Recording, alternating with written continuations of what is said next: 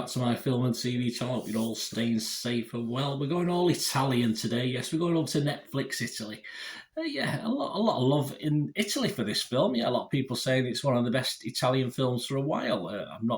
Don't watch a lot of Italian films, but well, is that a good thing or a bad thing? I'm not going to say too much about whether it is the best Italian film for a while. As I say, I can't judge that, but I'll give you my impressions on the film anyway. This is something in Italian that's called Era Ora,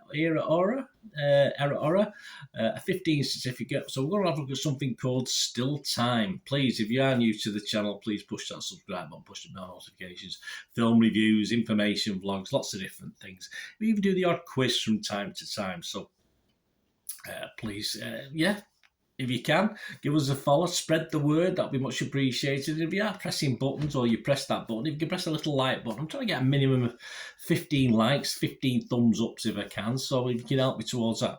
Not a big target, but sometimes it's manageable, other times not so much, but if you can help me towards that, I'd be very grateful. So here we go, Still Time, 15 Italian time jump comedy drama. There we go. It's not Groundhog Day.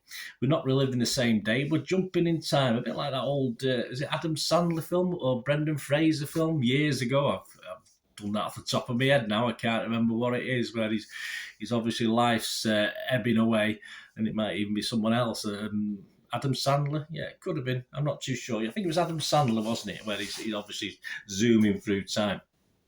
So it's a similar thing to that. I say it's on Netflix, 109 minutes long. Internet Movie Database, Joe Public, they quite like it. 6.6 out of 10.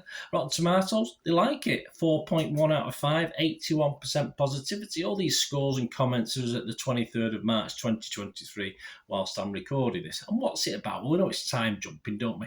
It's a time jumping dramedy. A workaholic who's always in a rush now wants life to slow down when he finds himself leaping ahead a year every few hours. Yes, it's certainly hard work.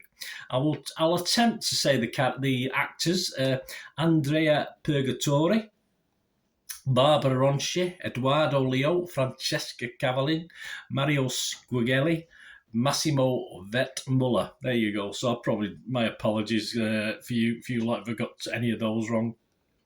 Not much on the critics. There's not much on. It tends to be the case with these mini-series and series. There's not a lot of critical analysis on Rotten Tomatoes, etc. But we do have one of our regulars, Roger Moore from Movie Nation, who we quote quite a lot over time. He's only given this 38 out of 100. He wasn't, even though the public seemed impressed, he wasn't impressed. He said, the performances are effective, even if the message seems a tad trite and not exactly on brand. Considering Italy's cultural reputation for family, the Dolce Vita and all that, Rome wasn't built in a day, and can a marriage really be saved in one? So there you go. So Roger, not overly impressed. I'm slightly more impressed. If I was to rate this for Rotten Tomatoes, yes, I would give it a fresh rating. You've only got fresh and rotten. There's no in between with Rotten Tomatoes. So yes, I would give it a fresh rating. If I was rating it for Metacritic, the other site we look at, Metascore, I would probably give this a mixed. There's positive, mixed, and negative. I'd stick with mixed for this one. And if I was giving it an Internet Movie Database that they asked me to do, and sometimes I do, sometimes I don't, if I've got the time, Internet Movie Database, I would score this just a little bit below my 6 out of 10 watchable. I'd have to give this 5.5 out of 10. It's not a bad film by any means, but it all happens just so fast. And for me, I struggle to invest in the characters, especially the two main characters in it. There are some sort of other characters that add to it a little bit, but not impressively. But I just found it really difficult to invest in the lead character, the bloke in this. And the humour, only hits home very occasionally. It did make me smile a couple of times, as in, when you suddenly wake up and you've got a baby, and when you went to sleep you didn't. Stuff like that, which is, you would find pretty funny. But of course, it's done with dubbing. I watched the dubbed version. I didn't watch the subtitle version. So, yeah, the dubbing acting is fine. I have no comment to make on the original actors. But as I say, it does work occasionally, I'd expect, in those situations. There's no doubt in the sincerity of the film and what it's trying to say. And it's extremely popular with many viewers. There's a lot of positivity about it. But for me, although it was rushed in the story, it felt dragged out. I know that's a bit of an odd combination to say, but that's how I felt. I got a bit bored checking other things while it was on, because I say, even though things are happening very quickly, I just found it all a little bit dragged out and monotonous at times, which is a great shame. A film like this for me, and all credit to the filmmaker, something a little bit different, which is what this is.